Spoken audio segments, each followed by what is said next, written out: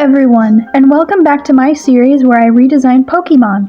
Last episode, I redesigned Litten, and today I will be redesigning its mid-evolution, Torracat. Now when I say mid-evolution, I mean that this is the evolution in the line that fully encapsulates the meaning of the word mid. Okay, that's a little harsh, but still. This design doesn't have anything wrong with it per se, but it doesn't have anything great about it either. It's just okay.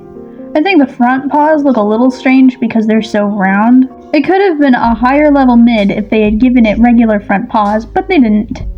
When it comes to Pokemon that stand on two legs, there's a lot of debate. Some people like it and some people really don't. Because of my feelings surrounding Incineroar, which I'll go into detail about in a later video, I really didn't want to make this Pokemon stand up. Unfortunately, that power was taken out of my hands with this Pokédex entry. It boasts powerful front legs. With a single punch, it can bend an iron bar right over.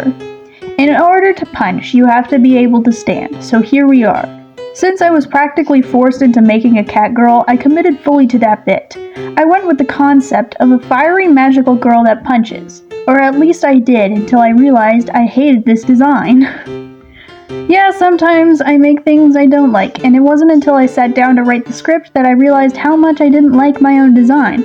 I had the finished art ready to go and everything, which was very frustrating. I was going to just throw in the towel and call it good enough, but it bothered me too much, so I changed it. For the second attempt, I made it more of an angry child. I kept a lot of the same elements as the first try, but made the body they went on to more babyish, so the proportions didn't look as weird. It was described in the Pokédex as having a mane, so I repurposed that detail into the collar of a magical girl's uniform, which I also put onto the second try. The bell was also mentioned in the Pokédex, so that had to stay too. I gave it thick forearms for punching, with some big claws for its scratch attacks. For the finishing touches, I made its fur all scraggly like an angry kitten puffing itself up to intimidate people. Meet Torracat, the fire cat Pokemon, a pure fire type with the ability Intimidate.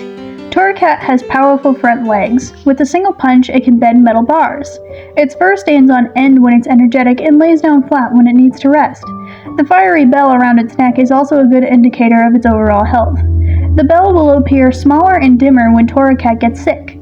If Torracat's friendship level is too high, it can act spoiled and might refuse to engage in optional battles unless it is bribed first. If Torracat's friendship level is too low, however, it may scratch its trainer if it's not allowed at least one turn to rest in its Pokeball each battle. Torracat is going through a rough transitional phase in its life that will require its trainer to work very patiently with it so that it can become the best version of itself. It has a lot of hormones and bodily changes that would be difficult for anyone to deal with, but are especially hard for a cat that was already pretty grumpy to begin with. With time, however, you might be left with a very loyal and strong Pokemon, ready to defend you at any time.